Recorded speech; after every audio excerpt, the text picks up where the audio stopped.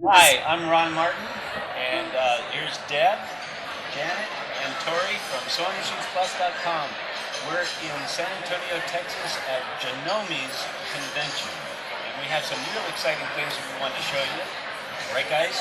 Right. Yeah, absolutely. Two new machines with Janome. Who wants to talk about this one? Deb?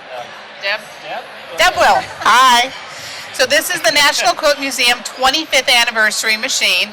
It is based on something that Janome's had out for a while, but what really's got us excited is it's a lightweight machine at about 14 pounds, and so it's easy to take to class, and it's going to come with the extension table, a hardcover, and if you look on the front, they even put scissors on it for you. Great little machine. Absolutely. Lightweight. With all the necessary stitches. Lots of stitches. And proceeds are going to go to the Quilt Museum. Oh, tell me about that. I didn't know that. Really? Yeah. That's great. All right, tell us about this one, No, Tori.